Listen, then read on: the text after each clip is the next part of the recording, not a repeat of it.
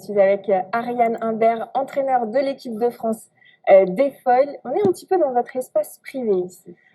Bonjour Inès, bah oui, là on est dans le hangar du Pôle France de Marseille, la future marina olympique, dans laquelle, comme vous pouvez le voir, tous les athlètes entreposent leur matériel, qui a des beaux jouets de part et d'autre. Alors vous avez le foil déjà en main.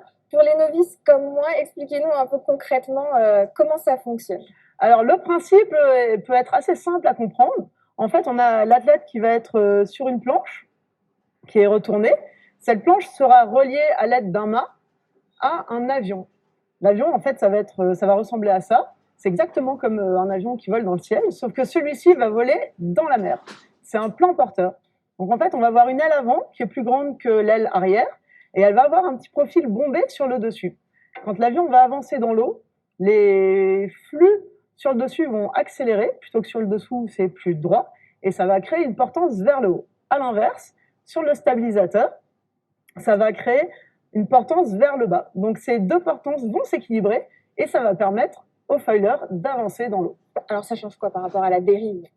Alors quand on avait des planches à dérive, en fait on avait une poussée archimédienne, on avait la planche qui freinait beaucoup dans l'eau, alors que maintenant on a presque complètement enlevé la traînée, ce qui nous permet, donc il n'y a plus que ça qui va freiner dans l'eau et c'est très fin, ce qui nous permet d'aller très vite et d'avoir une performance vraiment améliorée par rapport aux anciennes planches. Alors par rapport à Tokyo, la moitié des séries olympiques sont désormais des séries à foil. C'est une vraie révolution pour votre discipline. Ben oui, je pense que c'est beaucoup plus spectaculaire et médiatique. Sur plein de sports aquatiques, en fait, le foil fait sa révolution et tous les athlètes sont de plus en plus sur des supports rapides, il y a plus de remontées au vent, on a des formats de course qui sont plus courts et ça fait le buzz.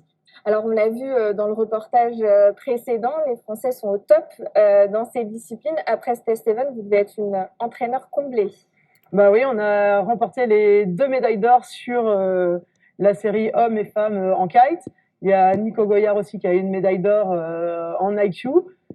Donc sur l'ensemble des équipes de France, on est hyper contents. On fait un travail assez impressionnant et de voir que ça marche, on est comblé.